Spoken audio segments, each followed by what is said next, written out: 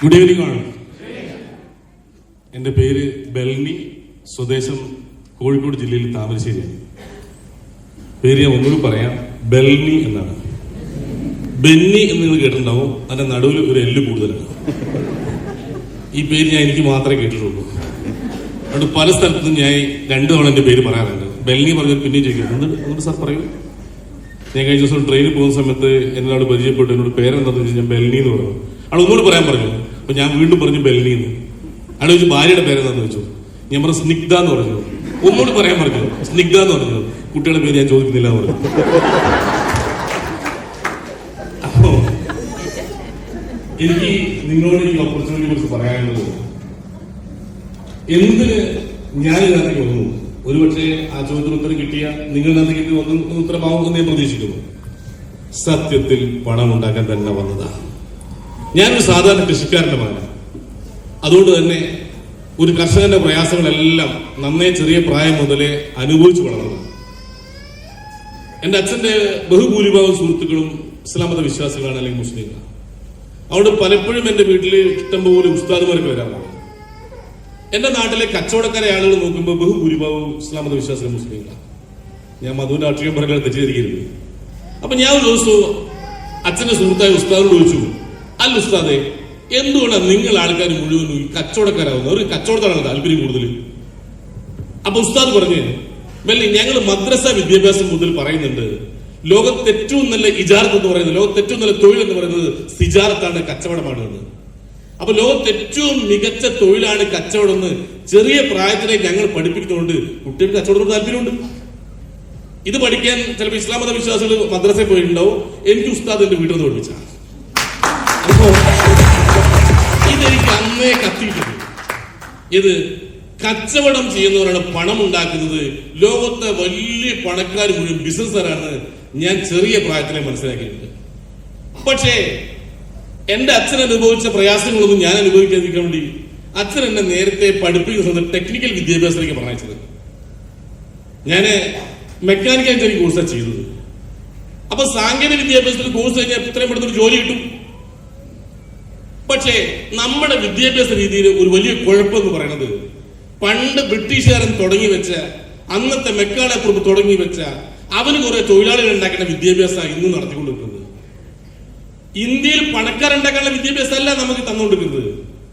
അന്നത്തെ ബ്രിട്ടീഷുകാർക്ക് അവന്റെ കാര്യങ്ങൾ നടക്കാൻ അവന് കുറെ തൊഴിലാളികൾ വേണം, ആ തൊഴിലാളികൾക്ക് വേണ്ട വിദ്യാഭ്യാസം കൊടുത്തു കൊടുക്കുന്നത്. അതുകൊണ്ടാണ് നമ്മളെ രക്ഷിതാക്കൾ മോനെ നന്നായി പഠിച്ച് എന്തെങ്കിലും ഒരു പണി വാങ്ങണം പറഞ്ഞത്. പണി കിട്ടിയതൊക്കെ പണി കിട്ടിയതന്നെ. എങ്ങനെ പണക്കാരനാവാന്ന് ബ്രിട്ടീഷർ നമ്മൾ പഠിപ്പിച്ചിട്ടില്ല. അങ്ങനെ ആയ നമ്മൾ നിൽക്കുകയില്ല. ആ വിദ്യാഭ്യാസം നമ്മൾ തുടർന്നു പോരുകയാണ്. 9ാം ക്ലാസ്സിൽ വെച്ചോ 10ാം ക്ലാസ്സിൽ വെച്ചോ ടീച്ചർ എന്നെ തല്ലി പഠിപ്പിച്ചൊരു ഇക്വേഷൻ ഉണ്ട്, a+b². a² + 2ab+b². മറക്കാൻ പറ്റുന്നില്ല ഇപ്പോഴും. ₹1 ഗുണം ഒന്നും വരെ ഉണ്ടായിട്ടില്ല, ഇതിന് ഉണ്ടാകാനും കൂടില്ല. ₹1 ഗുണമില്ലാത്തൊരു സാധനം മറക്കാൻ പറ്റണ്ടേ? മറക്കാൻ പറ്റുന്നില്ല. ഇത് തൊഴിലാളി ഉണ്ടാക്കാനുള്ള വിദ്യാഭ്യാസമാണ്. പക്ഷെ പണക്കാരുണ്ടാകുന്ന വിദ്യാഭ്യാസം E=n². Economical power is equal to number of outlet square. സാമ്പത്തിക ശക്തി എന്ന് പറയുന്നത് നിങ്ങളുടെ ഷോപ്പുകളുടെ എണ്ണം ഇൻറ്റു എണ്ണം, അല്ലെങ്കിൽ കൂടെ ജോലി ചെയ്യുന്ന ആളുകളുടെ എണ്ണം ഇൻറ്റു എണ്ണം. നിങ്ങൾ ഷോപ്പിന്റെ എണ്ണം വർദ്ധിപ്പിക്കാൻ പറ്റുമെങ്കിൽ ഇഷ്ടം പോലെ കാശ് ഉണ്ടാക്കാം. റിലയൻസിന് ഒരു സൂപ്പർ മാർക്കറ്റ് അല്ല ഉള്ളത്. ഇന്ത്യയിൽ ഉടനീളം ആയിരക്കണക്കിന് 10,000-കണക്കിന് സൂപ്പർ മാർക്കറ്റ് ഇപ്പൊ ആയി.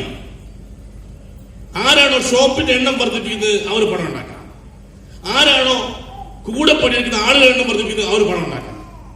അപ്പൊ പണം ഉണ്ടാക്കുന്ന ഇക്വേഷൻ E=n² ആണെന്ന് ഞാൻ മനസ്സിലാക്കി. ഈക്കോവിന്റെ പുസ്തകം എടുത്ത് ഞാൻ ദിവസം വായിച്ച സമയത്ത് അതിനകത്ത് ഒരു ബിസിനസ് തുടങ്ങുന്നതിന്റെ തടസ്സങ്ങൾ എഴുതി വെച്ചിട്ടുണ്ട്. മദ്രസ വിദ്യാഭ്യാസത്തിൽ ബിസിനസ് തുടങ്ങേണ്ട ആവശ്യകത എഴുതി വെച്ചിട്ടുണ്ട്. ബികോമിന്റെ പുസ്തകത്തിൽ ബിസിനസ് തുടങ്ങുന്ന തടസ്സങ്ങൾ എഴുതി വെച്ചിട്ടുണ്ട്. ഒരു ബിസിനസ് തുടങ്ങുന്ന ഏറ്റവും പ്രധാനപ്പെട്ട തടസ്സങ്ങളിൽ 3 എണ്ണമാണ്. 1 ലാൻഡ് വേണം, 2 ലേബർ വേണം, 3 ക്യാപിറ്റൽ വേണം. ബിസിനസ് തുടങ്ങാൻ ആവശ്യമായ സ്ഥലം, ഭൂമി, കെട്ടിടം എന്തോട്ടെ, അത് ലക്ഷങ്ങൾ കൊടുത്താലേ കിട്ടും, കോടികൾ കൊടുത്താലേ കിട്ടും. 2 കുറെ തൊഴിലാളികൾ വേണം, ആ തൊഴിലാളിക്ക് ശമ്പളം കൊടുക്കാൻ വേണം. കച്ചവടം നടന്നാലും നടന്നില്ലെങ്കിലും തൊഴിലാളിക്ക് കൂലി വേണം. നമ്മളെ തൊഴിൽ അന്വേഷിച്ച് നടക്കുക, പിന്നെ എങ്ങനെ തൊഴിലാളിക്ക് കൂലി കൊടുക്കുക? 3 ക്യാപിറ്റൽ, മുതൽ മുടക്ക്. ₹1,000 കച്ചവടം നടക്കണമെങ്കിൽ 40,000 സ്റ്റോക്ക് വേണമെന്ന ശരാശരി കണക്ക്. അതായത് സ്ത്രീകൾ കുറെ ഉണ്ടല്ലോ. നിങ്ങൾക്ക് ഒരു ടെക്സ്റ്റൈൽസ് എന്നൊരു ചുരിദാർ വാങ്ങണമെങ്കിൽ 40 ചുരിദാർ നോക്കുന്നു, ഒരു സാരി വാങ്ങണേ 40 സാരി നോക്കുന്നു. ചിലർ ഒറ്റ നോട്ടത്തിൽ ഇഷ്ടപ്പെട്ടിട്ടോ. ചിലർ കോഴിക്കോട് ശോഭിക ടെക്സ്റ്റൈൽസ് വന്ന് 5 ഫ്ലോർ കയറിയതിനു ശേഷം നമ്മൾ കല്യാണിലേക്ക് പോകാന്ന് പറയുമോ, ആടാ 5000 നോക്കിയിട്ടുണ്ടാവും. ശരാശരി 40,000 മുടക്കിയാൽ 1000 കച്ചവടം നടക്കും. അപ്പൊ വലിയ മുതൽ മുടക്കണം. ഇത് സാധാരണക്കാരില്ല. ഈ 3 തടസ്സങ്ങളെ അതിജീവിക്കാൻ ആധുനിക ലോകത്ത് ഒരു ആപ്ലിക്കേഷൻ കൊണ്ട് കഴിയും. ആ ആപ്ലിക്കേഷന്റെ പേരാണ് MI ലൈഫ് സ്റ്റൈൽ മാർക്കറ്റിംഗ്.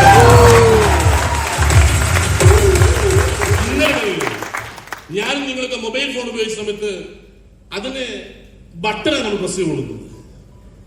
അതിനകത്ത് നമുക്ക് കോൾ ചെയ്യാൻ, മെസ്സേജ് അയക്കാൻ, അതിനപ്പുറത്തേക്കൊന്നും ഉണ്ടായിരുന്നില്ല. അതിനുശേഷമാണ് ആൻഡ്രോയിഡ് ഫോണുകൾ വന്നത്. ഇന്ന് ആൻഡ്രോയിഡ് ഫോണുകളെല്ലാം ഒരു മിനി കമ്പ്യൂട്ടറായി മാറി. ഇവിടെ ഇരുന്നുകൊണ്ട് നിങ്ങൾക്ക് ഫ്ലൈറ്റ് ബുക്ക് ചെയ്യാം, ട്രെയിൻ ബുക്ക് ചെയ്യാം, ഹോട്ടൽ ബുക്ക് ചെയ്യാം, എന്ത് വേണമെങ്കിലും ചെയ്യാം.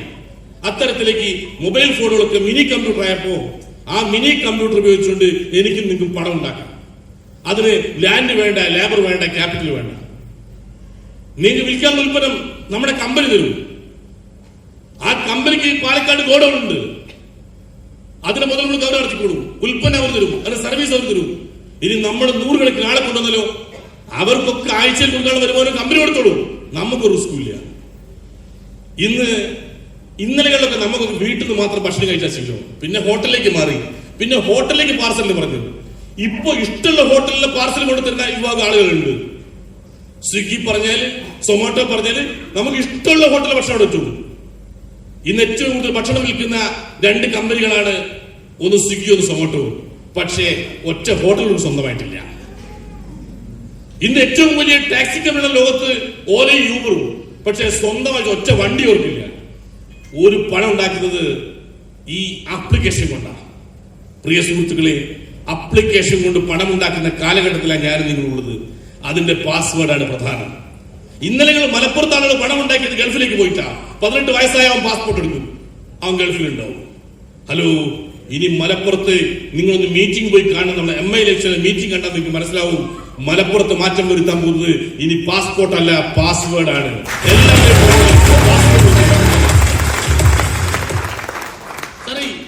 എന്തുകൊണ്ട് ഈ ഓപ്പർച്യൂണിറ്റി ചെയ്യണം? എന്റെ സുഹൃത്ത് ഈ ഓപ്പർച്യൂണിറ്റി ക്ഷണിച്ച സമയത്ത് ഞാൻ നിരസിച്ചതാണ്.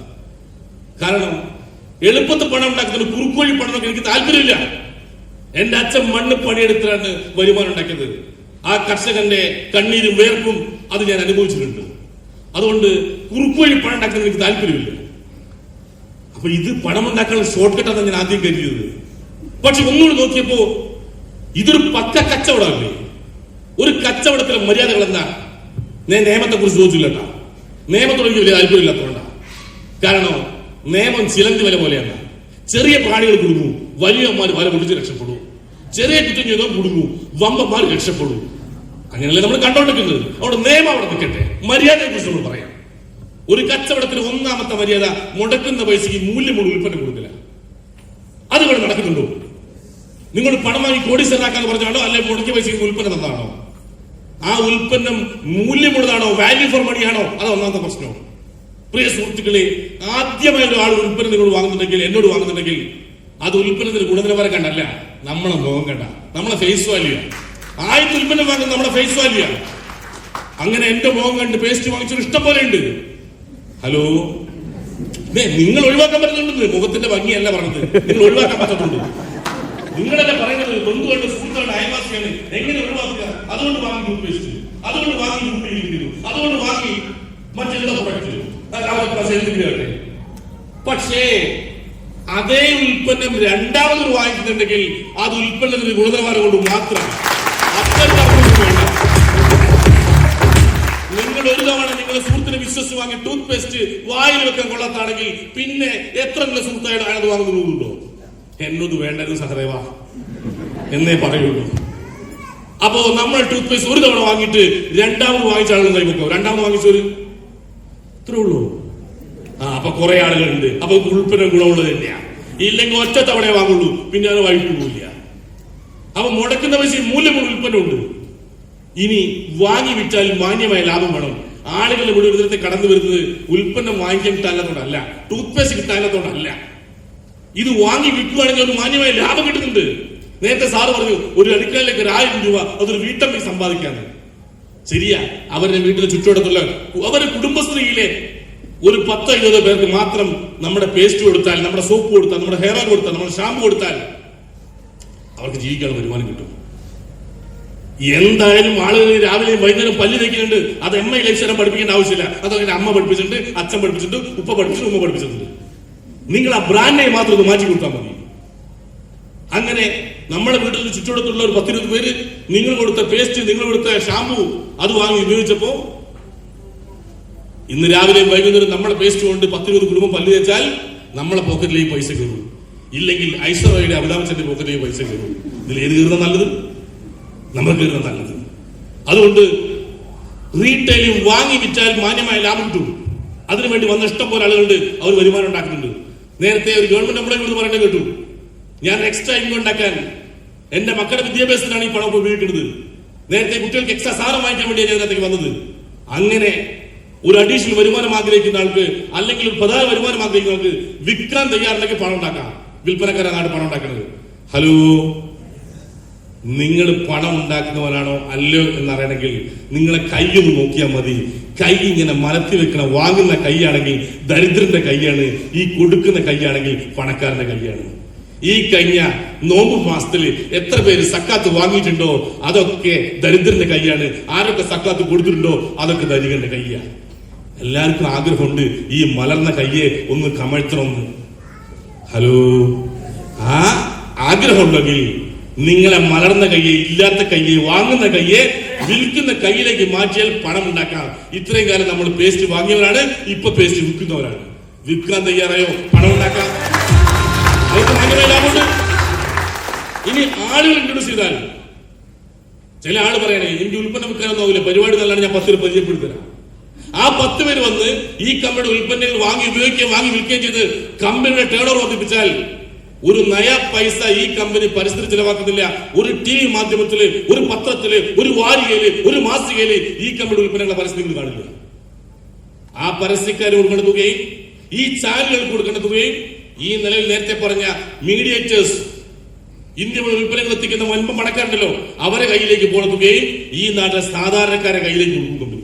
അത് ഒരാഴ്ചയിൽ 450 രൂപ മുതൽ 2,10,000 വരെ കൊടുക്കാവുന്ന ഒരു ഉഗ്രം പ്ലാൻ കമ്പനിയുടെ കയ്യിലുണ്ട്. പണിയെടുക്കുന്ന ഒരു പണമുണ്ട്. ഹലോ, ഇതെങ്ങനെ കൊടുക്കുന്നത്? എങ്ങനെയാണ് ഈ മാൻ പവർ മൾട്ടിപ്പിൾ ചെയ്ത് എങ്ങനെ വരുമാനം കിട്ടുന്നത്? ഞാൻ ചെറിയൊരു കഥ പറഞ്ഞാൽ നിങ്ങൾക്ക് പെട്ടെന്ന് മനസ്സിലാവും. ഒരു മഴക്കാലത്ത് കുറെ ഉറുമ്പോൾ ഒരു മാളത്തിൽ അങ്ങനെ തിങ്ങിക്കൂടി നിൽക്കുകയാണ്. മഴ കഴിയുമ്പോൾ എല്ലാവർക്കും ഭയങ്കര വിശപ്പ്. എല്ലാവരും പറഞ്ഞു പുറത്തു പോയി എന്തെങ്കിലും കഴിക്കുക. അപ്പൊ എല്ലാവരും പുറത്തേക്ക് ഇറങ്ങുമ്പോൾ മൂത്ത കാരണം ഒരു ഉറുമ്പ് പറഞ്ഞ് എല്ലാവരോടും പുറത്തേക്ക് ഇറങ്ങണ്ട, വെള്ളക്കെട്ടുകളുണ്ടാവും, ചത്തുപോകും. ഏതെങ്കിലും 2 പേര് പുറത്തുനിന്ന് പോയി നോക്കി എവിടെയെങ്കിലും നല്ല ഭക്ഷണം ഉണ്ടെങ്കിൽ വന്ന് പറയും, അവിടേക്ക് എല്ലാവരും കൂടി പോയാൽ മതി. ഇത് കേട്ടപ്പോ ആ കൂടുതൽ മിടുക്കന്മാരെ 2 ഉറുമ്പുകൾ പുറത്തിറങ്ങി. അവര് ഭക്ഷണം അന്വേഷിച്ച് നടന്നു, ഒന്നും കാണാനില്ല, വെറും വെള്ളക്കെട്ടുകൾ മാത്രം. പക്ഷേ തിരിച്ചു പോകാനുള്ള മനസ്സില്ല. കാരണം 10-2 ആഴ്ച ഉറുമ്പുകളുടെ മുമ്പിലേക്ക് വെറും കൈയോടെ എങ്ങനെയാ പോവുക? അവര് പ്രതീക്ഷയോടെ കാത്തു നിൽക്കണല്ലേ. അതുകൊണ്ട് തന്നെ ഇവര് പ്രതീക്ഷയോടെ നടക്കാൻ തുടങ്ങി. വീണ്ടും നടന്ന് ഒരു നാഷണൽ ഹൈവേയിൽ NH കയറി അവിടുന്ന് പ്രതീക്ഷയോടെ നടക്കുന്ന സമയത്താണ് സന്തോഷകരമായ കാഴ്ച കണ്ടത്. അവിടെ റേഷൻ കൊണ്ടുവന്ന ഒരു ലോറി പറഞ്ഞിട്ട് ഇഷ്ടം പോലെ അരി തൂക്കി കിടക്കുന്നു. ഈ അരിമണികൾ കൂട്ടമായി കണ്ടപ്പോ ഈ 2 ഉറുമ്പുകൾക്കും ഭയങ്കര സന്തോഷമായി. പക്ഷേ അവരിടയിൽ ചെറിയൊരു അഭിപ്രായ വ്യത്യാസം. ഒന്നാമത്തെ ഉറുമ്പ് പറയാണ്, പിന്നെ ഈ അരിമണി കണ്ട പേര് വേഗം പോയി എല്ലാവരോടും പറയണ്ട, ആദ്യം നമ്മളെ മാളത്തിൽ പൗപ്പത്തന്നെ കൊണ്ട് വെക്കുക, അതിനൊക്കെ ശേഷം മറ്റൊരു എടുത്താൽ മതി. ഒരു വെറുതെ നിൽക്കുക, നമ്മൾ കഷ്ടപ്പെട്ട് കണ്ടുപിടിച്ചായത്. ഒരാൾ പറയണത് നമ്മൾ രഹസ്യമായി നമ്മളെ മാളത്തിൽ 10 കൊണ്ടുവച്ചതിന് ശേഷം മറ്റൊരോട് പറഞ്ഞാൽ മതി, നമ്മളെ കഷ്ടപ്പെട്ട് കണ്ടുപിടിച്ചത്. രണ്ടാമത് ഉറുമ്പുകളുണ്ട്, അത് ശരിയല്ല, അവർക്ക് നമ്മളെ കാത്ത് നിൽക്കല്ലേ, പിന്നെ എങ്ങനെയാ നമ്മൾ മാത്രം എടുക്കുന്നത്? അത് ശരിയല്ല, അത് മാത്രമല്ല എടുത്താൽ ചെയ്യേണ്ടത് സാധനമല്ലേ, അവർ വന്ന് എടുത്തോട്ടെ. അപ്പൊ ഒന്നാമത് ഉറുമ്പ് നിന്റെ സ്വഭാവം ശരിക്കും പുറത്തു വന്നു കഴിഞ്ഞു. നിനക്കിപ്പോ എന്താ വേണ്ടത്? അവിടെ ചെന്ന് ആളാണ്, ഞങ്ങൾ അരിപൊടി കണ്ടുപിടിച്ച് ഞങ്ങൾ ഒരു സംഭവങ്ങളാണ്, എല്ലാവരും മുമ്പിൽ ആളാണ്. എനിക്ക് അങ്ങനത്തെ ഒരു ചിന്തയില്ല. എനിക്ക് എന്റെ ഭാര്യയും കുഞ്ഞുങ്ങളും കഴിഞ്ഞ ബാക്കി ലോകത്തല്ലേ ഉള്ളൂ. നീ അവിടെ പോയി അവരോട് പറയോ, പേരെടുക്കോ, കൈയടി വാങ്ങോ, എന്ത് വേണമെങ്കിലും അയക്കോ. ഞാൻ എന്റെ മാളത്തിലേക്ക് അരിമണി കൊണ്ടുപോവാണ്. എനിക്ക് എന്റെ ഭാര്യയും മക്കളെ മതാകാം. ആശയപരമായ തർക്കത്തിൽ 2 പേര് പിരിഞ്ഞു. ഒന്നാമത്തെ ഉറുമ്പ് അരിമണി എടുത്ത് അവന്റെ മാളത്തിലേക്ക് ഓടാ വിട്ടു. രണ്ടാമത്തെ ഉറുമ്പ് ഒരു അരിമണി എടുത്തു. എന്നിട്ട് നേരെ മാളത്തിൽ ചെന്നിട്ട് പ്രതീക്ഷയോടെ കാത്തു നിൽക്കുന്ന 2000 ഉറുമ്പുകളെ കൈയടിച്ച് ക്ഷണിച്ചു. എല്ലാവരും ശ്രദ്ധിച്ചു. കണ്ട അരിമണി കണ്ട. അവർ വിളിച്ചത് എവിടുന്ന് കിട്ടിയത? ഒന്നും പറയേണ്ട, എടുത്താ തീരാത്തത്ര സാധനമുണ്ട്. ഇത് കണ്ടുപിടിക്കാൻ ഒരുപാട് കഷ്ടപ്പെട്ടു. പക്ഷേ ഇപ്പോ ഈ അരിമണിയുള്ള സ്ഥലത്തേക്ക് ഷോർട്ട് കട്ട്, കുറുക്കു വഴി എനിക്കറിയാം. ഞാൻ നിങ്ങൾ എളുപ്പത്തിൽ അവിടെ എത്തിക്കാം. പക്ഷെ ഒരു കണ്ടീഷൻ, ഞാൻ നിങ്ങളെല്ലാവരും കുറുക്കു വഴിയിൽ എളുപ്പ വഴിയിൽ അവിടെ എത്തിച്ചാൽ നിങ്ങളൊരു 10 മണി അരിമണി നിങ്ങൾ സ്വന്തമായി എടുത്തതിന് ശേഷം ഇത് കാണിച്ചു തന്ന എനിക്ക് നിങ്ങളുടെ വക ഒരു അരിമണി നിങ്ങൾ വെച്ചു തരുമോ? അവർ ചോദിച്ചു, ഞങ്ങൾ 10 മണി അരി ആദ്യം ഞങ്ങളെ മാളത്ത് കൊണ്ടുവച്ചതിന് ശേഷം ഇത് കാണിച്ചു തന്ന നിനക്ക് ഞങ്ങളെ വക ഒരു അരിമണി. അവർ ഒന്നും നോക്കണ്ട, നിങ്ങൾ അരിമണി കാണിക്കും. ഇവൻ നല്ല എളുപ്പ വഴി കൊണ്ട് അരിമണി കാണിച്ചു കൊടുത്തു. ഈ 2000 ഉറുമ്പുകളും ആദ്യം 10 മണി അരി അവന്റെ മാളത്ത് കൊണ്ടുവച്ച്, അതിനുശേഷം ഓരോ മണി അരി എടുത്ത് ഇത് കാണിച്ചു മാളത്ത് കൊണ്ടുവച്ച്. ഇപ്പോ രണ്ടാമത്തെ ഉറുമ്പിന്റെ മാളത്തിൽ 2000 അരിമണിയായി. ഒന്നാമത്തെ ഉറുമ്പ് 12ാമത്തെ മണി അരി എടുത്ത് ഓട്ടം.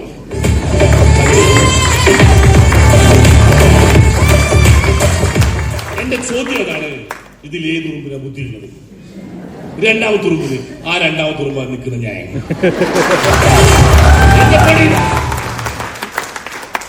ഞാൻ ഈ സാധനം കണ്ട സമയത്ത് തൊഴിലില്ലാതെ എന്റെ കൂടെ ഇലക്ട്രിക് എഞ്ചിനീയറിംഗ് കഴിഞ്ഞ് തേരാപ്പാറ നടന്നു കൊടുക്കുന്ന ഒരു ശൈലി സാർ, കല്യാണ ജോലിയിൽ മരിച്ചു പഠിക്കുന്ന ഒരു വിജു സാറ്, സാധാരണ കൂലിപ്പെടുന്ന കഷ്ടപ്പെടുന്ന ശ്രീധര സാറ്, ഇന്റർനെറ്റ് കഫേ നടത്തുന്ന ഒരു വിജയ് സാറ്, ഇങ്ങുമാരെല്ലാം ആ മാളത്തിൽ നിറക്കി.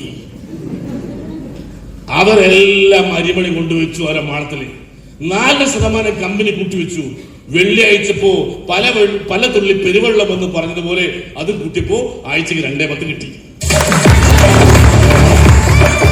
ഈ 2.10 കിട്ടിയപ്പോൾ എനിക്ക് ആഗ്രഹങ്ങൾ വരാൻ തുടങ്ങിയത്. അത്രയും കാലം വലിയ ഹോട്ടലിൽ ഞാൻ കയറാറില്ല. കാരണം 4 ചില്ല അത് കിട്ടുന്നുണ്ട്. ആ പൈസ എന്നോട് വൈകുന്നൊരു പേടി എനിക്ക്. ഞാൻ ചെറിയ ഹോട്ടലിന്റെ ഭക്ഷണം കഴിക്കുള്ളൂ. എന്നിട്ട് പറയൂ, ഇവിടെ ആകുമ്പോൾ മായ ഉണ്ടാവില്ല. വെറുതെ പറയണം, എനിക്കൊരു സമ്മാനത്തിന് പറയണതാണ്. അങ്ങനെ ഞാൻ വലിയ ഹോട്ടലിൽ കയറാൻ തുടങ്ങി. സ്വന്തമായി കാർ വാങ്ങി, വീടിന് ഒരു ആൾട്രേഷൻ നടത്തി, ഇത്തിരി സ്ഥലം വാങ്ങി. അപ്പൊ ഈ 2.10 പോരാ എന്നൊരു തോന്നൽ. അപ്പോ ഇനി ഏത് മാളത്തിൽ ഉറുമ്പുകളുടെ നോക്കി നടക്കുന്ന സമയത്ത് അടുത്ത മാളത്തിൽ ധനേഷ് മാധവൻ, അഖിൽ വത്സൻ, സുബീഷ് സാറ്, പ്രജീഷ് സാറ് കുറെ അവിടെ ഇറക്കി. അവരും അവരവരെ മാളത്തിലേക്ക് ആവശ്യത്തിനെടുത്തപ്പോ ഒരു 2.10 അവിടുന്ന് കിട്ടി. അങ്ങനെ 2 ഐഡി ITC 2 ഐഡി 2.10 കിട്ടുകയും ചെയ്തു. ഇനി പാലക്കാട് വല്ല മാളുണ്ടെന്ന് നോക്കാൻ വന്നാൽ മരിക്കുന്നതിന് മുമ്പ് ഒരു 10 ഐഡി കണ്ടിന്യൂസ് സീലിംഗ് ആക്കണം. വലിയ ആഗ്രഹങ്ങളൊന്നുമില്ല. അങ്ങനെ ജീവിച്ചു പോകണം, പിന്നെ മരിച്ചു പോകണം. ഹലോ, ആർക്കും നിങ്ങളെ നഷ്ടമുണ്ടാ? അവസരം കൊടുത്തവൻ നമുക്ക് വേണ്ടി കൈയടിക്കുന്നു. അവസരം കിട്ടിയവന് ഇഷ്ടം പോലെ കാശ് കിട്ടുന്നു. അവസരം കിട്ടിയവനും കൊടുത്തവനും ഒരേ വിലയ്ക്ക് കമ്പനി ഉൽപ്പന്നം കൊടുക്കുന്നു. രണ്ടുപേരും ഒരേപോലെ ആസ്വദിക്കുന്നു. ഇതിനെ നമ്മൾ വേണ്ടെന്ന് പറയണത് അല്ല. ഇത്രയും നല്ല ഓപ്പർച്യൂണിറ്റി ആയിട്ട് എന്തുകൊണ്ടാണ് ആളുകൾ ഈ കേൾക്കുന്ന സമയത്ത് ഏറ്റെടുക്കാത്തത്? 2 കാരണം.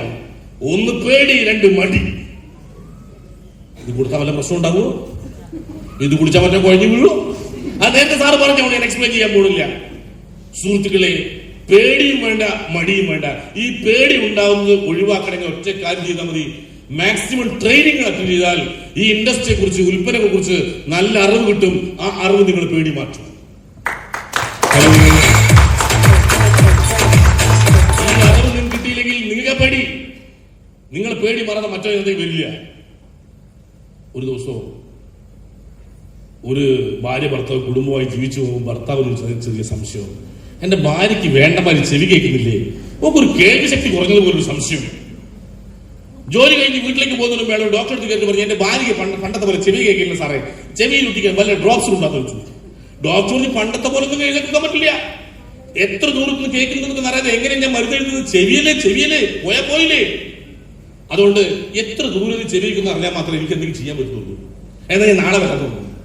പിറ്റേന്ന് രാവിലെ ഭാര്യയ്ക്ക് എത്ര ദൂരത്തിൽ ചെവി കേൾക്കുന്ന മുമ്പ് ഒരു ടെസ്റ്റ്. ഭാര്യ എവിടെയുള്ള രാവിലെ തന്നെ ചായ പലഹാരം ഉണ്ടാക്കണം. പോയി നോക്കി. എന്നിട്ട് കോലായി ചെന്നിട്ട് ഒച്ചത്തിൽ വിളിച്ചു ചോദിച്ചു, ഇന്ന് ചായക്ക് എന്താ കഴിക്കാൻ? പാവത്തിന് ചെവി കേൾക്കില്ല, ഒന്നും മിണ്ടില്ല. പൂപ്പുള്ളി പതുക്കെ വന്ന് അടുക്കളെടുത്ത് ഒന്നുകൂടെ അകത്തേക്ക് നോക്കി. അടുക്കള പുറത്ത് തിരിഞ്ഞു ചോദിച്ചു, ഇന്ന് ചായക്ക് എന്താ കഴിക്കാൻ? പാവം ഒന്നും മിണ്ടുന്നില്ല, ചെവി കേൾക്കില്ല. ആള് ശബ്ദം ഉണ്ടാക്കുന്നത് അടുത്തേക്ക് പറഞ്ഞു ചോദിച്ചു, എടി ഇന്ന് ചായക്ക് എന്താ കഴിക്കാൻ? ഭാര്യ ഭയങ്കര കോപത്തോടെ കൊണ്ട് തിരിഞ്ഞു. എന്നിട്ട് ചോദിച്ചു, 2 തവണ പറഞ്ഞില്ലേ കുട്ടികളെ നിങ്ങൾക്ക് ശരിയാക്കില്ലേ? ആർക്കാ ശരിയാക്കത്? 2 തവണ പറഞ്ഞ മനുഷ്യ കുട്ടികളെ നിങ്ങൾക്ക് ശരിയാക്കില്ലേ? ഹലോ, ഇത് നമ്മുടെ അടുത്ത് മാറാതെ നമ്മുടെ കൂടെ ആള് വരുന്നത് പ്രതീക്ഷിക്കണം.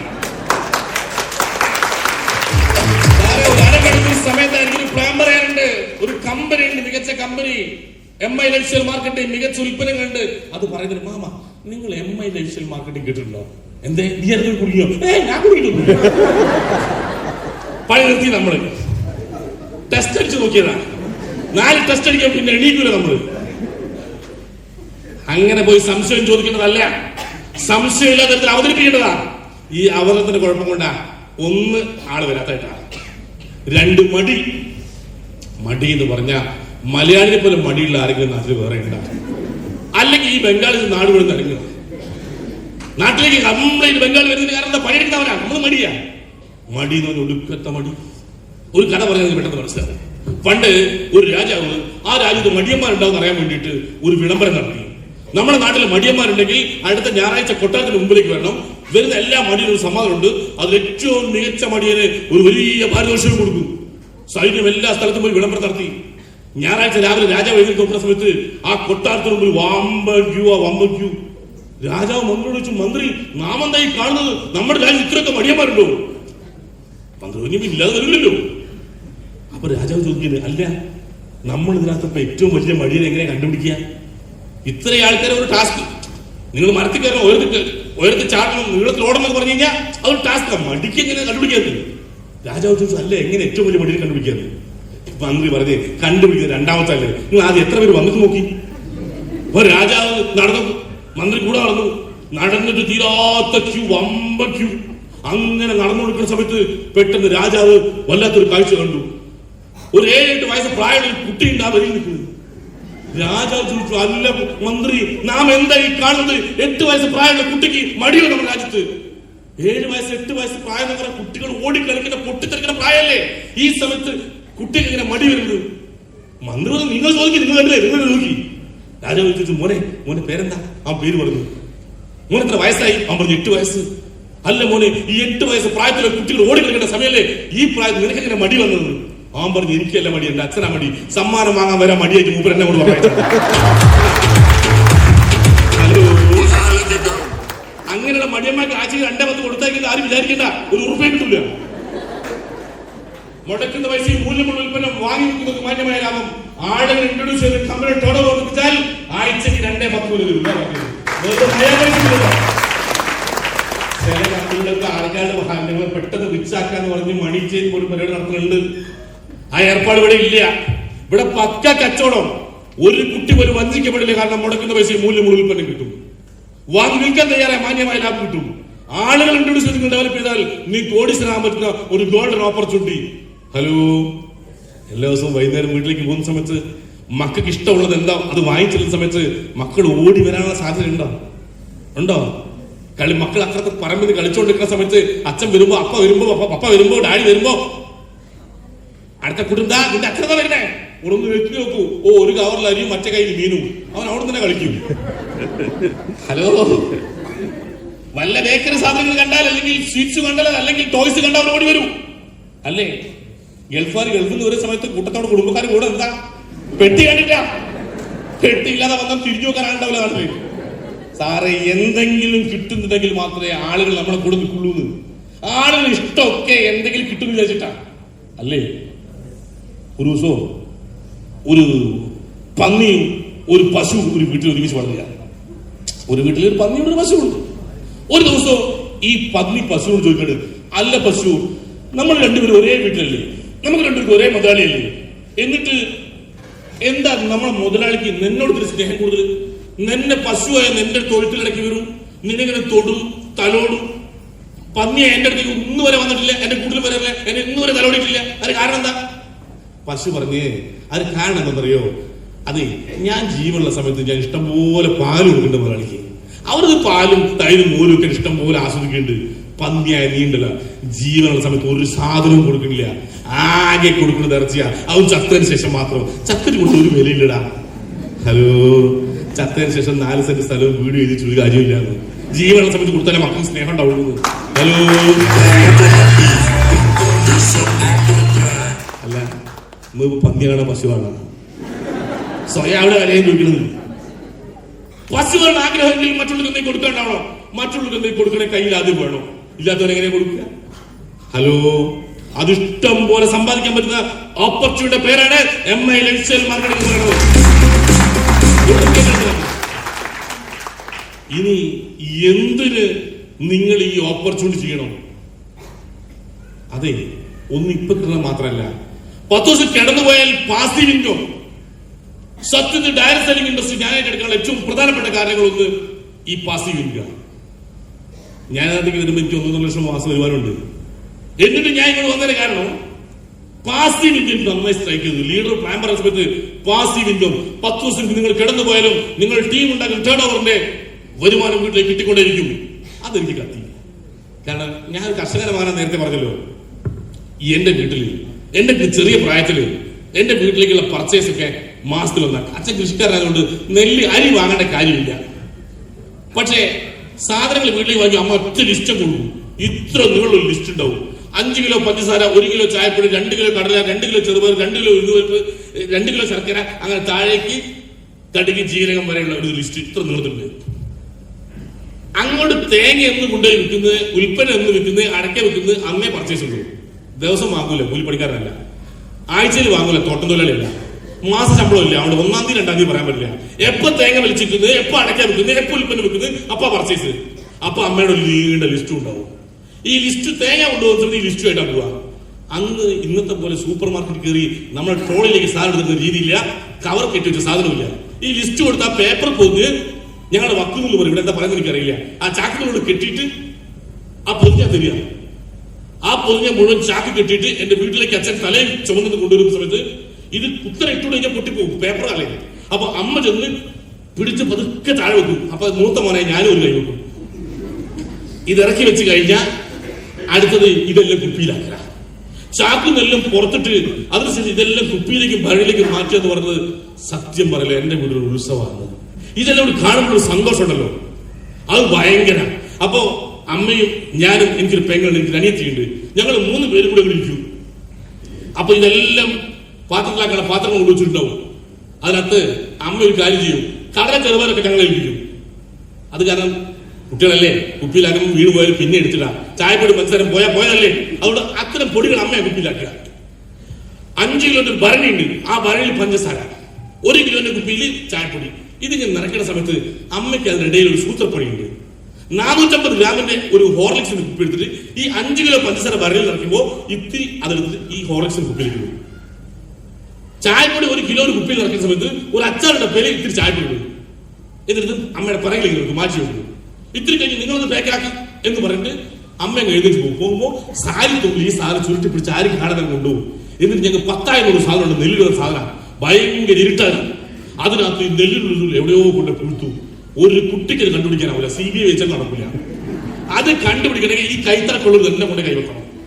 അമ്മയ്ക്കറിയാം, അത് ഉള്ളിൽ നെല്ലിനുള്ളിൽ 10,000 എവിടെയോ കൊണ്ട് കുഴിച്ചു വെക്കുന്നു.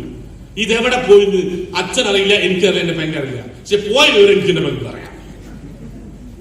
ഹലോ, അത് കഴിഞ്ഞാൽ ഈ കുപ്പി നിറഞ്ഞിരിക്കുന്ന സമയത്ത് ഇപ്പൊ ഇങ്ങോട്ട് വരുന്ന സമയത്ത് നിങ്ങൾ ഈ ജംഗ്ഷൻ സിഗ്നൽ കണ്ട പോലെ 30 പച്ച കത്തി നിൽക്കുകയാണ്, 29, 28, 27, 26 ഇങ്ങനെ എണ്ണം തുടങ്ങും. അതേപോലെ നമ്മൾ കുപ്പി എണ്ണൽ കൊടുക്കും. പച്ച കത്തി നിൽക്കുകയാണ്, 30 ദിവസം, 29 ദിവസം ഉള്ളൂ, ഇനി 28 ഉള്ളൂ, 27 ഉള്ളൂ, 26 ഉള്ളൂ, സാധനങ്ങൾ തീർന്നു കൊടുക്കുകയാണ്. അങ്ങനെ പച്ചകൾ കത്തിക്കഴിഞ്ഞാൽ പിന്നെ ഒരു 6 സെക്കൻഡ് മഞ്ഞയായിട്ട് കാണാം. അത് കുറച്ചല്ലേ ഉണ്ടാവുള്ളൂ. 6, 5, 4, 3, 2, 1. ഈ മഞ്ഞ കത്തുന്നതിന്റെ ഉദ്ദേശം നിങ്ങൾക്ക് അറിയാമോ? നമ്മളെ ചെറുപ്പക്കാർക്ക് അറിയില്ല എന്ന് എനിക്ക് തോന്നിട്ടാ. മഞ്ഞ ലൈറ്റ് കത്തിച്ചു വെക്കുന്നത് നമ്മുടെ പോലീസുകാർക്ക് കത്തിച്ചു വെക്കുന്ന ഉദ്ദേശം എന്നറിയോ? ശ്രദ്ധിച്ചു പോകണം. പക്ഷെ നമ്മളെ ന്യൂജം മനസ്സിലാക്കിയത് കത്തിച്ചു പോകണം. ഇപ്പൊ സിഗ്നൽ നിൽക്കും, സിഗ്നൽ ഇപ്പൊ നിൽക്കും, കൊടുത്തോളാം ആക്സിലേറ്റർ. അതല്ല, ശ്രദ്ധിച്ചു പോകണം. അങ്ങനെ 6 എത്തിക്കഴിഞ്ഞാ അമ്മ വാണി കൊടുക്കും. സാധനം തീരാനായിട്ടുണ്ടാ, സാധനങ്ങളൊക്കെ തീരാനായിട്ടുണ്ടാ, കുപ്പിയെല്ലാം കാലിയായിട്ടാ, അടുത്ത വാങ്ങാനായിട്ടാ. അച്ഛൻ ന്യൂജനെ പോലെ ഒറ്റ പോക്ക. ഇതൊന്നും മൂപ്പര് കേട്ടിട്ടില്ല. കേൾക്കാത്ത പോലെ പോവുക. ഇനി അടുത്ത ഉൽപ്പന്നം വെക്കുമ്പോ പർച്ചേസ് ഉള്ളൂ. അമ്മ പറഞ്ഞിട്ട് കാര്യമില്ല. ഇത് പെട്ടെന്ന് കഴിഞ്ഞ് 6, 5, 4, 3, 2, 1 പെട്ടെന്ന് കഴിഞ്ഞ് പിന്നെ 0. ശരിക്കും ചുവന്ന ലൈറ്റ് വെച്ചു. ചുവന്ന ലൈറ്റ് എത്തി കഴിഞ്ഞാൽ പോലീസിനെ ഇറങ്ങി നിൽക്കും. ഇനി ആരാ പോകണ്ടോ നോക്കാൻ വേണ്ടി. അതേപോലെ കുപ്പിയിൽ ചുവന്ന ലൈറ്റ് കയറ്റാൽ അമ്മ കൊണ്ട് ഇറങ്ങി നിൽക്കും. അച്ഛനോട് നേരിട്ട് ഫൈറ്റ് ചെയ്യുന്ന ധൈര്യം അമ്മയ്ക്ക് അന്നൊന്നുമില്ല.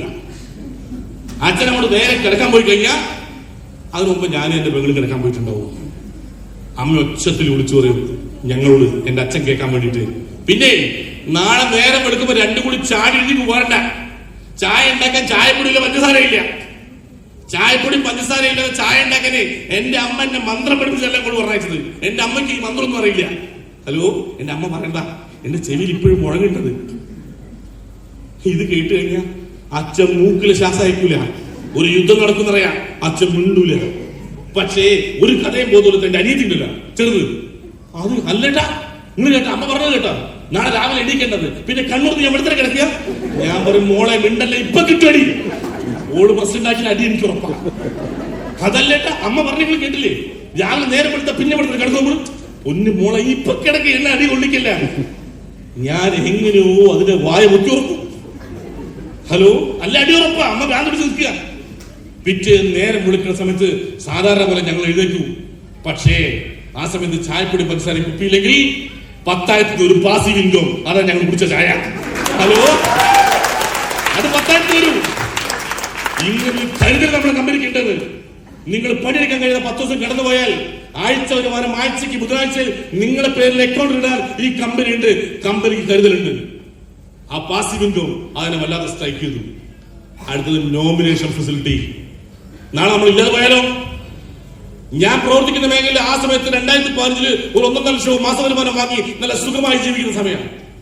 പക്ഷെ എനിക്കറിയാം, ഞാൻ ഇല്ലാതെ പോയി കഴിഞ്ഞാൽ ഞാൻ പ്രവർത്തിക്കുന്ന കമ്പനിയിലെ സ്റ്റാഫുകൾ കൂട്ടമായി കാറെടുത്ത് എന്റെ വീട്ടിൽ വന്ന് ഒരു റീത്ത് വെച്ചിട്ട് പോകും. പിന്നെ എന്റെ കാര്യം നോക്കി ഒരുത്തരുണ്ടാവില്ല. എന്റെ ഭാര്യയും മക്കളും ഇന്നലെ ജീവിച്ച പോലെ എന്റെ മക്കൾ ജീവിക്കാൻ ഭാര്യ കഷ്ടപ്പെട്ടു വരുന്നത് എനിക്കറിയാം. ഞാൻ ചെയ്ത പോലെ ആ മേഖലയിൽ ഞാൻ ചെയ്ത ജോലി എന്റെ ഭാര്യയ്ക്ക് ചെയ്യാനാവില്ലെന്ന് എനിക്കറിയാം. അപ്പൊ ഇവിടെയാണ് നോമിനേഷൻ ഫെസിലിറ്റി. നാളെ നമ്മൾ ഇല്ലാതെ പോയി കഴിഞ്ഞാൽ നമ്മൾ ഡെവലപ്പ് ചെയ്ത ടീം എത്രത്തോളം ബിസിനസ് ഡെവലപ്പ് ചെയ്യുന്നുണ്ടോ അതിന് ടേൺ ഓവർ അനുസരിച്ച് വീട്ടിൽ കമ്പനി കൊടുക്കൂ. കുടുംബത്തോട് സ്നേഹം ഉണ്ടെങ്കിൽ ഈ ഓപ്പർച്യൂണിറ്റി ചെയ്യണമെന്ന് ഞാൻ നിർബന്ധിക്കും. ആരാണോ വരുമാനം ഉണ്ടാക്കുന്ന ആളുകൾ, അവർ ഈ ഓപ്പർച്യൂണിറ്റി നിർബന്ധമായി ചെയ്യണം. നാളെ നമുക്ക് ചെയ്യാൻ പറ്റിയില്ലെങ്കിൽ നമ്മൾ കുടുംബം ജീവിക്കണം. അങ്ങനെ നിങ്ങൾ എന്തെങ്കിലും ചെയ്തു വെച്ചാൽ നാളെ മരിച്ചു പോയാലും നമുക്ക് ആളുകളുടെ മനസ്സിൽ ജീവിക്കാം. ഒന്ന് ഈ ഓപ്പർച്യൂണിറ്റി കൊടുത്ത ഡിസ്ട്രിബ്യൂട്ടേഴ്സിനും ലീഡേഴ്സിനും മനസ്സിൽ ജീവിക്കാം. നാളെ നമ്മുടെ കുടുംബത്തിന്റെ മനസ്സിൽ ജീവിക്കാം. ഈ മണ്ണിൽ ജീവിക്കുന്നതിന് മാത്രമേ പരിമിതികളുള്ളൂ സാറേ. ഈ മണ്ണിൽ ജീവിക്കുന്നതിന് കണക്കനുസരിച്ച് 100 വയസ്സ് 120 വയസ്സാ മാക്സിമം പറയുന്നത്. അത്രയും കിട്ടാറില്ല അല്ലേ? അങ്ങനെയല്ലേ? എന്നാൽ 78ാമത്തെ വയസ്സിൽ വെടിയേറ്റ് മരിച്ചുപോയ മഹാത്മാഗാന്ധി 184 കൊല്ലമായിട്ട് ഇന്നും ഇന്ത്യൻ ജനതയുടെ മനസ്സിൽ ജീവിക്കുന്നുണ്ട്. 23ാമത്തെ വയസ്സിൽ തൂക്കിലേറ്റപ്പെട്ട ഭഗത് സിംഗ് ഇന്നും ലോകത്ത് ചെറുപ്പക്കാരുടെ ആവേശമായി ഇന്നും ജീവിക്കുന്നുണ്ട്. 23 കൊല്ലം മണ്ണിൽ ജീവിച്ചുള്ളൂ. 90 വർഷത്തിലെയോ മനസ്സിലാണ് ജീവിക്കുന്നത്. ഇതേപോലെ നമുക്കും മനസ്സിൽ ജീവിക്കാനുള്ള അവസരമായിരുന്നു. നാളെ ഞാൻ ഇല്ലാതെ പോകുന്ന സമയത്ത് ഞാൻ ഈ ഓപ്പർച്യൂണിറ്റി കൊണ്ടുവന്ന ചെറുപ്പക്കാരായ ലീഡേഴ്സ് സ്റ്റേജിൽ കയറി പറയും, എനിക്ക് ഈ ഓപ്പർച്യൂണിറ്റി തന്നത് ഞങ്ങൾ ഗ്രേറ്റ് ലീഡർ ബെല്ലി സാർ ഉണ്ടായിരുന്നു, അദ്ദേഹം ഇപ്പൊ ഭൂമിയിലില്ല, അദ്ദേഹത്തിന് ഞങ്ങൾ നന്ദി പറയായിരുന്നു. എന്തൊരു സുഖമുണ്ടോ കേൾക്കേ? ഞാൻ ഓൾറെഡി കേൾക്കുന്നുണ്ടാവും. ഈ ഓപ്പർച്യൂണിറ്റി പോണ പരിപാടിയില്ല. ഹലോ, അത് കേൾക്കുമ്പോൾ സുഖമുണ്ടാവില്ലേ? നമ്മളെ മക്കളും പേരമക്കളും നമ്മൾ ഓർക്കൂ. ഒരു കഥ പറഞ്ഞ് അവസാനിപ്പിക്കട്ട. ഒരു ദിവസവും കാട്ടിലൂടെ കുറച്ച് മുയലുകൾ ഇങ്ങനെ ചാടി ചാടി പോകുന്ന സമയത്ത് ഒരു കുറുക്കനോട് മുയലിനെ ചാടി പിടിച്ചു. മുയൽ ഭയങ്കര കല്ലോ, എന്നെ കൊല്ലല്ലേ, എന്നെ കൊല്ലല്ലേ, എന്നെ കൊല്ലല്ലേ. കുറുക്കൻ പറഞ്ഞു, നിന്നെ ഞാൻ കൊല്ലും, എനിക്ക് വിശക്കുന്നുണ്ട്, അതുകൊണ്ടാണ് നിന്നെ പിടിച്ചത്. അപ്പൊ മുയൽ പറയണേ, എന്ന് ഒരു അരമണിക്കൂർ എന്നെ വിടും, ഒരു അരമണിക്കൂർ എനിക്കൊരു കാര്യം ചെയ്യാനുണ്ട്. അങ്ങനെ ആദ്യമായിട്ട് ഒരു മുയൽ പറയണത്. അത് കേട്ടപ്പോ കുറുക്കൻ മുയലിനെ വിട്ടു. മുയൽ നേരെ ഓടി ചെന്നിട്ട് അവിടെ കാട്ടിലെ മൃഗങ്ങളൊക്കെ വെള്ളം കുടിക്കുന്ന ഒരു വെള്ളച്ചാട്ടം, ഒരു പാറകളുടെ ഒരു നീരൊഴുക്കുണ്ട്. അത് എല്ലാ കൊല്ലവും വേലാക്കി വച്ചു. ഇപ്പോ നീരൊഴുക്കുണ്ട്. അതിന് താഴെ പോയിട്ട് വമ്പൊരു കുഴി എടുത്ത്, മുയൽ എന്ന് പറഞ്ഞാൽ കാട്ടിൽ കുഴിയെടുക്കുന്ന കിങ്ങ, മൂപ്പൊരു അതിലേക്ക് വമ്പൊരു കുഴി, വലിയൊരു കിണർ പോലെ വലിയൊരു കുണ്ടുണ്ടാക്കി. ഇപ്പൊ അത് നിറയെ വെള്ളമായി. ശരീരത്തെ വൃത്തിയാക്കിയിട്ട് തിരിച്ചു കുറുക്കൻ്റെ തിന്നു. ഇതൊരു കുറുക്കോട് പറഞ്ഞു, ഇങ്ങനെ കൊന്നു. അപ്പൊ നീ എന്ത് ചെയ്താ? കുറുക്കൻ, അതെ ഞാനൊരു കുണ്ടെടുത്തൊരു കുഴി എടുത്തതാ. അതെന്തിന്? നിനക്കറിയാലോ എല്ലാ കൊല്ലവും ഇവിടെ വെള്ളം പറ്റുന്നതല്ലേ, അപ്പൊ ഇവിടുത്തെ മൃഗങ്ങളെല്ലാം വെള്ളം കിട്ടാൻ ബുദ്ധിമുട്ടാവും. അതുകൊണ്ട് ഞാൻ ഇപ്പോഴൊരു കിണറ് കൊണ്ടെടുത്തിട്ടുണ്ട്. ഇപ്പൊ നിറയെ വെള്ളമുണ്ട്. ആ പാറയിൽ വെള്ളം പറ്റില്ല, കുള്ളിൽ വെള്ളം പറ്റില്ല. മൃഗങ്ങൾക്ക് ഈ വേനലോട് വെള്ളം കുടിക്കുക. ആ കുടിച്ചു, അല്ല ഞാൻ നിന്നെ കൊല്ലാൻ പോകല്ലേ, നിനക്കെന്ത് കൂടാന്നുണ്ട്. അപ്പോൾ നീ എന്നെ കൊല്ലാൻ പോടും. അതുകൊണ്ട് ഞാൻ ചെയ്തത്. കാരണം ഇക്കൊല്ലം വേനലിൽ വെള്ളം പറ്റുന്ന സമയത്ത് ഇവിടെ മൃഗങ്ങൾ വരുമ്പോ അവർ ഈ കുണ്ട് കാണും, കുണ്ടിൽ വെള്ളം കാണും. അവർ വെള്ളം കുടിക്കുന്ന സമയത്ത് പരസ്പരം ചോദിക്കൂ, ഇങ്ങനെ കുണ്ട് ഇവിടെ ഉണ്ടായിരുന്നില്ലല്ലോ, ഇത് ആരുണ്ടാക്കിയതാ? അപ്പൊ എന്നെ അറിയുന്ന മുയലുകൾ പറയും, അല്ലെ മൃഗങ്ങൾ പറയും, ഇവിടെ പണ്ട് നല്ലൊരു മുയൽ ജീവിച്ചിരുന്നു, ആ മുയൽ മരിക്കുന്നതിന് ഉണ്ടാക്കി ഉണ്ടാകുന്നത് ഞാൻ ഇപ്പൊ ഈ മണ്ണിന് പോയാലും ഈ കാട്ടിലെ മൃഗങ്ങളുടെ മനസ്സിൽ ഞാൻ സ്ഥിരമായി ജീവിക്കും. ഹലോ, ഇങ്ങനെ മക്കളെ പേരമക്കളൊക്കെ മനസ്സിൽ ജീവിക്കാൻ താല്പര്യമുണ്ടാ? അല്ലെ ചത്ത് 40 തീരണ? അല്ല, എന്റെ വീടിന്റെ തൊട്ടടുത്ത്, ഞങ്ങളുടെ തൊട്ടടുത്ത മണ്ഡലമാണ് വയനാട് മണ്ഡലം. അവിടെ ഈ കൊല്ലവും മത്സരം രാഹുൽ ഗാന്ധിയാണ്. അയാളെ സകല ഡീറ്റെയിൽസ് എനിക്കറിയാം. രാഹുൽ ഗാന്ധി, അച്ഛൻ രാജീവ് ഗാന്ധി, അച്ഛമ്മ ഇന്ദിരാഗാന്ധി, അതിന്റെ മുത്തച്ഛൻ മറ്റേ ജവഹർലാൽ നെഹ്റു, അതിന്റെ അച്ഛൻ മറ്റേ മോത്തിലാൽ നെഹ്റു, 5 തലമുറ. പക്ഷെ എന്റെ അച്ഛന്റെ പേര് എനിക്കറിയില്ല, എന്റെ മുത്തച്ഛൻ അച്ഛന്റെ പേര് എനിക്കറിയില്ല. നിങ്ങൾക്ക് അറിയാൻ ചാൻസ് ഇല്ല. കാരണം എന്താ? അങ്ങനെ ഓർത്തു വെക്കാൻ മാത്രം ഒരു ഉണ്ടാക്കിയിട്ടില്ല. ഹലോ, അങ്ങനെ ഓർത്തു വെക്കാൻ മാത്രം ഉണ്ടാക്കി വെക്കാവുന്ന ഒരു കുണ്ട്, ഒരു കിണറ് MI ലയിച്ചല്ല, അത് കുത്തണം എന്നാണ് ഞാൻ പറയുന്നത്. അത് ജനറേഷൻ ടു ജനറേഷൻ വരുമാനം കൊടുക്കൂ, ജനറേഷൻ ടു ജനറേഷൻ വരുമാനം കൊടുക്കൂ. ഈ ബിസിനസ്സിലേക്ക് ഞാൻ കടന്നു വന്ന സമയത്ത് എന്നെ കളിയാക്കി കുറെ ആളുകളുണ്ട്. വാട്ട് യു ഹട്ട് ടുഡേ, നിങ്ങൾ എന്താണെന്ന് വേദനിപ്പിച്ചത്, it will make you stronger tomorrow, നാളെ അത് നിങ്ങളെ ശക്തരാക്കും. എന്നെ പലരും കളിയാക്കി.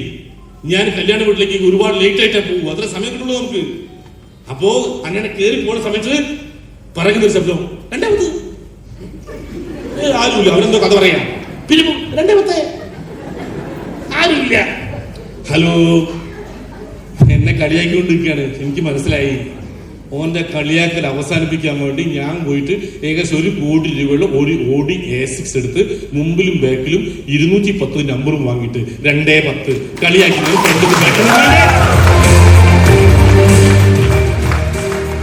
അച്ചീവറുടെ പറഞ്ഞു പറയാനുള്ളൂ. പകരം വർത്താനമില്ല. Arguments win the situation but lose the relation. എവിടെയൊക്കെ വാദപ്രതിവാദങ്ങളുണ്ടോ അവിടെ നമ്മൾ ജയിച്ചാൽ നമുക്ക് ബന്ധം നഷ്ടമാവും. അതുകൊണ്ട് വാദപ്രതിവാദം ഞാൻ ഇല്ല, പക്ഷെ നേട്ടങ്ങൾ ഉണ്ടാക്കാൻ പറ്റില്ല. ഞാൻ ഇതിനു മുമ്പ് വാങ്ങിയ കാറുകളൊക്കെ 9 ആയിരിക്കും കുത്തിയിട്ടിട്ട്. മലബാറിൽ പറയും 9 വമ്പനാണ്, അല്ലെ 9 കൊമ്പനാണ് പറയും. അതുകൊണ്ട് 36, 36, 36, 72, 27 ഇതൊക്കെ എന്റെ പഴയ വണ്ടിയുടെ നമ്പറുകളൊക്കെ. പക്ഷേ 6 മാസം ഞാൻ കാത്തു നിന്ന് 210 നമ്പർ കിട്ടാൻ വേണ്ടിയിട്ട്. ഹലോ, കാണുന്നവർക്ക് 210, എനിക്ക് 210. ഹലോ, 210 ആ സ്റ്റിക്കർ മുമ്പിലും ബാക്കിലും നമ്പർ ഒട്ടിച്ചപ്പോ കളിയാക്കുന്നത് എന്നെ കണ്ടപ്പോൾ മിണ്ടാറില്ല. എന്റെ കാറ് കാണുമ്പോൾ അവൻ തിരിഞ്ഞു നിൽക്കൂ. അതാണ് എന്റെ സ്വഭാവം. പണ്ട് ഓൻ വിളിച്ചപ്പോ ഞാൻ തിരിഞ്ഞു നിൽക്കൂ, ഇപ്പൊ എന്നെ കാണുമ്പോ ഓൻ തിരിഞ്ഞു നിൽക്കൂ. ഹലോ, കുറെ ആളുകൾ വെള്ളിക്കൊർക്കല്ല ഓൻ പൈസ ഉണ്ടാക്കാൻ ഓടുകയാണ്. ഇത് കൂട്ടുന്നു ചോദിച്ചാൽ പറഞ്ഞ വീടിന് മുമ്പില് കാറുകൾ നിർത്തുന്ന കണ്ടപ്പോ ഇപ്പൊ പറഞ്ഞത് ഉറക്കല്ല, ഓനോട് സമാധാനമില്ല. ഹലോ, കളിയാക്കിയ സമാധാനം നമ്മൾ കൊടുക്കരുത് കേട്ടാ. ഞാന് നേരത്തെ മാഡം സർക്കാർ സർവീസ് പറഞ്ഞില്ലേ, സർക്കാർ സർവീസിൽ ജോലി വേണ്ടെന്ന് വെച്ചാൽ ഞാൻ ഫുൾ ടൈം ആയിട്ട് തോന്നി. ഫയർ സർവീസിൽ ജോലി കിട്ടിയിട്ട് വട്ടാഞ്ചേരി സ്റ്റേഷനിൽ ജോലി കിട്ടിയപ്പോൾ അത് വേണ്ടെന്ന് വെച്ചാണ് ഇതിന്റെ പേരൻ വിളിക്കാൻ വന്നത്. ഡയറക്ടറിലേക്ക് ആദ്യമായി വരുന്നത് അങ്ങനെയാണ്. അന്ന് ഫയർ സർവീസ് ജോലി കളഞ്ഞപ്പോൾ എന്റെ അച്ഛനും അമ്മയും ഒരുപാട് കരഞ്ഞിട്ടുണ്ട്. ജീവിതത്തിൽ എന്റെ മകന് കിട്ടിയ സർക്കാർ ജോലി, ഞങ്ങളുടെ കണ്ണീരൊപ്പാൻ വേണ്ടി ദൈവം കൊടുത്ത ജോലി അവൻ കളഞ്ഞല്ലോ എന്ന്. അച്ഛനമ്മമാർക്ക് സർക്കാർ ജോലി എന്ന് പറഞ്ഞാൽ ഭയങ്കര എന്തോ കാര്യമായി കിട്ടുന്നവർ വിചാരിച്ചത്, കിട്ടിയ അവസ്ഥകൾ കേട്ടലാണ്. ഹലോ, അപ്പൊ എനിക്കൊരു വിഷമം തോന്നിയിട്ടാ. പക്ഷെ ഈ കമ്പനിയിൽ വരുമാനം മാത്രമല്ല, ഇഷ്ടംപോലെ വിദേശയാത്ര കിട്ടും. ആദ്യമായി എന്നെ മലേഷ്യയിൽ കൊണ്ടുപോയി. മലേഷ്യയിലെ ലോകത്തെ ഏറ്റവും വലിയ ഹോട്ടലുകളായ ജെന്റിങ് ഹൈലൻഡ് കൊണ്ടുപോയി. ജെന്റിങ് ഹൈലൻഡ് ഹോട്ടലിനകത്തേക്ക് കൊണ്ടുപോയപ്പോ അതിനകത്തൊരു അമ്യൂസ്മെന്റ് പാർക്ക് ഉണ്ട്. നമ്മളെ വീഗലാൻഡ് മരത്തൊരു 10 എണ്ണം വെച്ചാൽ അതിനൊരു മൂലയ്ക്ക് ഉണ്ടാവില്ല. അതിനകത്തേക്ക് നമ്മളെ ആർമാദിക്കാൻ വിട്ടപ്പോ ഞാനൊക്കെ വെള്ളത്തിൽ കയറി അറിഞ്ഞ് കളിക്കാണ്. സാഹിബ്മാർ ഇഷ്ടം പോലെ വിദേശത്ത് വന്ന ആളുകള്, സാഹിബ് മദാമയൊക്കെ നമ്മളിപ്പോ പോലീസിലാണെന്ന് വിചാരിച്ചത് എന്റെ കൈ പിടിച്ചിങ്ങനെ തുള്ളിടും. ഹലോ, അവിടെ പോലീസിനോട് മാത്രമേ വരുള്ളൂ, നമ്മളെ ദാരിദ്ര്യം ഞാൻ ഒന്നും പറഞ്ഞിട്ടില്ല. മദാമയ്ക്ക് എന്നെ കൈ പിടിച്ച് തുള്ളുന്ന സമയത്ത് ഞാനിങ്ങനെ ആലോചിക്കുക, എന്റെ ദൈവമേ, ഞാനങ്ങ് ഫയർ സർവീസ് പോയതെങ്കിൽ ഗതികെട്ട നേരത്തെ കെണ്ടൽ വേണം ഞാൻ കളിക്കുന്ന കളിയല്ലേ ഞാൻ ഈ കൊക്ക കളിക്കുന്നത്. ഗതികെട്ടവൻ വെള്ളത്തിൽ കൂടെ അവിടുന്ന് മരിക്കാൻ കളിക്കുമ്പോൾ കളിക്കേണ്ട കളിയെ ഞാൻ അവിടുന്ന് സാഹിബിന്റെ മദാമയുടെ കൈ പിടിച്ച് കളിച്ചത്. അവസരങ്ങൾ ഏറെ തന്നു. ഇഷ്ടംപോലെ വിദേശ രാജ്യങ്ങൾ പോയി, മലേഷ്യ പോയി, സിംഗപ്പൂർ പോയി, ഇന്തോനേഷ്യ പോയി, തായ്ലൻഡ് പോയി, ദുബായ് പോയി, ഒരു തവണ സ്ഥലത്ത് തന്നെ പല തവണ പോയി. അങ്ങനെ എന്റെ ഒന്നാമത്തെ പാസ്പോർട്ട് മുഴുവൻ സ്വീകരിച്ചു തീർത്ത്, രണ്ടാമത്തെ അതൊക്കെ തീരാനായി. ഹലോ, ഇത് കമ്പനി തന്നതാ. കമ്പനിയുടെ കൂടെ നിങ്ങൾ ചേർന്ന് നിന്നാൽ വളർത്തി വലുതാക്കും, പ്രവർത്തിക്കാൻ മനസ്സുണ്ടെങ്കിൽ. ഇപ്പോ ഞാൻ അന്ന് വിളിച്ചോളൊന്നും വരാതെ തന്നെ എന്റെ കുടുംബക്കാരും ബന്ധുക്കളും പറയാണ്, ഓന്റെ സമയാണ്, ഓന്റെ ഭാഗ്യാണ്. അത് മാത്രം എനിക്ക് സഹിക്കാത്തത്. നമ്മൾ എഫേർട്ട് വിലയില്ല സാറേ. നമ്മൾ ഉറങ്ങാതെ ഓടി കണ്ടില്ലേ? നമ്മൾ രാത്രി ഭക്ഷണം കഴിക്കാതെ ഓടിയിട്ടില്ലേ? ഏർലി മോർണിംഗ് ഇറങ്ങിയിട്ട് ഭക്ഷണം കഴിക്കുന്ന സമയം പോലും മറന്നു പോയിട്ടില്ലേ? ഞാൻ നട്ടപ്പാതിരക്ക് വടകരയിൽ നിന്നും തലശ്ശേരിയിലേക്ക് വർക്ക് കഴിഞ്ഞ് വീട്ടിലേക്ക് പോകുന്ന സമയത്ത് ഭക്ഷണം കഴിച്ചിട്ടുണ്ടാവില്ല. 1-2 മണി സമയത്ത് ബാലുശ്ശേരി എന്ന സ്ഥലത്ത് ഒരു തട്ടുകടയുണ്ട്. ആ തട്ടുകടന്ന് ഓംലെറ്റും ഒരു കട്ടൻ ചായ കുടിച്ചാ പോവുക. ഹലോ, അന്നേരം നാട്ടുകാർ പറഞ്ഞിട്ടില്ല നമ്മളെ ഭാഗ്യം ഓംലെറ്റും കട്ടൻ അടിച്ച് പറഞ്ഞില്ല. ഇപ്പൊ നേട്ടിട്ടാക്കി അതൊക്കെ ഭാഗ്യത്തിന് ഇട്ട് കൊടുക്കുന്നത്. ഭാഗ്യമല്ല സാറേ, ഭാഗ്യം എന്ന് പറഞ്ഞ എന്താ സാറെന്ന് അറിയാം? കോഴിക്കോട് സിറ്റിയിൽ ഒരു ബിൽഡിംഗ് തീ പിടിച്ചു. ഒരു പെട്ടിമാറ്റ ബിൽഡിംഗ് നടുക്കൂടെ ഒറ്റ വഴിയുള്ളൂ. ബിൽഡിംഗ് നിന്ന് കത്തുകയാണ്. അപ്പൊ തന്നെ ഫയർ സർവീസ് വിളിച്ചപ്പോ ഒന്നാമത്തെ വണ്ടി വന്നപ്പോൾ സംഭവം മനസ്സിലായത് ഈ ബിൽഡിങ്ങിന്റെ പിറകുന്ന് ഒരു കുട്ടി ആർത്ത് കരയുന്നു. എല്ലാവരും ശ്രദ്ധ ബിൽഡിംഗ് കത്തുന്നതിലല്ല, ആ കുട്ടിയുടെ കരച്ചില്ല. അവർ പറഞ്ഞു എങ്ങനെയെങ്കിലും കുട്ടികളെ രക്ഷപ്പെടുത്തണം. അവർ ഈ തീ അണയ്ക്കുന്നത് എങ്ങനെ, വണ്ടി അങ്ങോട്ട് പോവാ, ഫ്രണ്ടിൽ തീ അണയ്ക്കട്ടെ. അപ്പോഴേക്ക് രണ്ടാമത് യൂണിറ്റ് വന്നു. അവരോടും പറഞ്ഞു ഒരു കുഞ്ഞ് പറയുന്നത് കരയുന്നുണ്ട്, അവർ തീ അണയ്ക്കാതെ പുറകോട്ട് പോകാനാവില്ല. അപ്പോഴേക്ക് മൂന്നാമത്തെ വണ്ടി വന്നപ്പോ അവർ വണ്ടിയിലേക്ക് വിളിച്ചു പറഞ്ഞു, പിറകുന്ന ഒരു കുഞ്ഞ് കരയുന്നുണ്ട്, അതിനെ എങ്ങനെ രക്ഷപ്പെടുത്തുന്നു. ആ വണ്ടി നേരെ കൊണ്ടുവന്ന് തീയിലൂടെ ഒറ്റ പോക്കാ പുറകോട്ട്. ഇത്തിരി കണ്ടു കഴിഞ്ഞപ്പോ ആകാംക്ഷയുടെ ആൾ നോക്കി നിൽക്കുമ്പോൾ കാണുന്ന കാഴ്ച കുഞ്ഞ് പിറകുന്ന കഴിയുന്നത്. ഇത് ഈ ആരാധ ഡ്രൈവർ ആ കുഞ്ഞിനെടുത്ത് മതിൽ ചാടി ഇപ്പുറത്തോടെ ഇങ്ങനെ വരികയാണ്. കുഞ്ഞിനെ രക്ഷപ്പെടുത്തി വരികയാണ്. ആളുകൾ സന്തോഷം, ഭയങ്കര കയ്യടി, ആവേശം. അപ്പൊ തന്നെ പത്രക്കാരും മാധ്യമങ്ങൾ വന്നു. ഇങ്ങനെ ധീരനായ ഒരു മനുഷ്യനെ കണ്ടിട്ടില്ല, തീ കൂടി വണ്ടി ഓടിച്ചു പോണേ. അപ്പൊ തന്നെ തീരുമാനിച്ചു എന്ത് ചെയ്യുമെന്ന് ചോദിച്ചു. വ്യാപാരി വ്യവസായി പറഞ്ഞ് നമുക്ക് 1 ലക്ഷം രൂപ ചെക്ക് കൊടുക്കാം, ഒരു അഭിനന്ദിക്കട്ടെ. അപ്പൊ തന്നെ 1 ലക്ഷം ചെക്ക് അങ്ങ് കൊടുത്തു. അപ്പോഴേക്കും പത്രക്കാരും മാധ്യമക്കാർ വന്ന് ചോദിച്ചു, അല്ല സുഹൃത്ത്, നിങ്ങൾ ഇതിനു മുമ്പ് ഇങ്ങനെ പലരും രക്ഷപ്പെടുത്തിയിട്ടുണ്ടാവില്ലേ? ആ ഉണ്ട്. നിങ്ങൾക്ക് എവിടെന്നെങ്കിലും ഇങ്ങനെ ചെക്ക് കിട്ടിയിട്ടുണ്ടോ? ഇല്ല. അപ്രതീക്ഷിതമായി കിട്ടിയ ഈ 1 ലക്ഷം നിങ്ങൾ എന്ത് ചെയ്യും? അയാൾ വന്ന് പോകുന്ന വഴിക്ക് വണ്ടിയുടെ ബ്രേക്ക് നന്നാക്കാൻ ചവിട്ടിയിട്ടില്ല. ഹലോ, പോകുന്ന വഴിക്ക് വണ്ടിയുടെ ബ്രേക്ക് നന്നാക്കി പോകണം, വണ്ടി ചവിട്ടിയിട്ടില്ല. അങ്ങനെ കിട്ടിയതല്ല, പണിയെടുത്തിട്ടാക്കിയതാ. പണിയെടുക്കാൻ അറിയില്ല സാറേ. ഒരു കൈ അടിച്ച ശബ്ദം ഉണ്ടാവില്ല, 2 കൈ ചേരണം.